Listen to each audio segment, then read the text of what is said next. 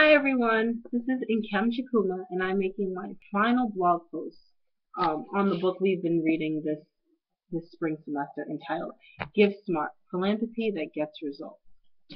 And this is for the Frederick Distinguished Scholars Program at American University.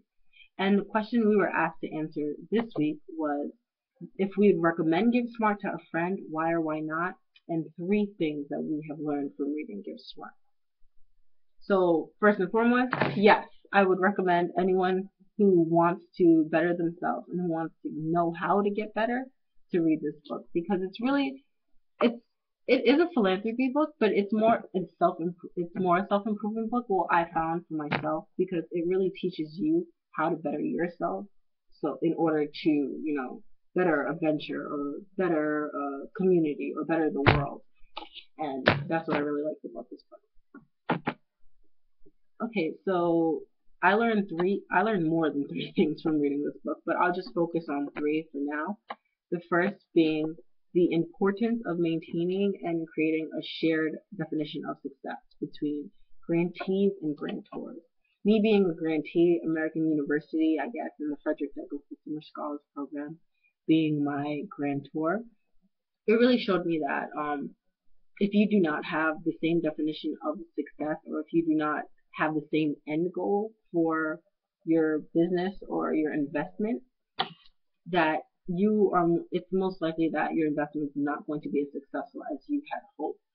The relationship between a grantee and a grantor needs to be an ongoing relationship, a continuous one that has because both should be personally invested into what's going on.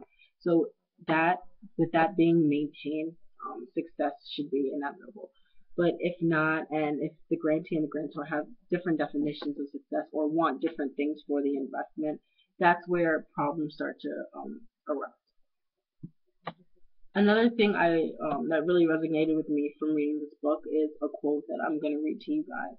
It says, "Dodging the question, how am I getting better, is to accept the status quo, which eventually will cause an endeavor to drift towards mediocrity." And at CDS, we do not settle for mediocrity. So this this really stood out to me because a lot of people sometimes they believe they're asking the question, how am I getting, they don't ask the question, how am I getting better, because they're so stuck in their successes or their minor accomplishments that they forget or they miss the big picture. Um, so I guess this really showed me that getting better, it's not inevitable. It's not inevitable just because you put in more time along the way. You have to actually make an effort to get better. It's a fundamental choice that you should make and must make if you want to get better.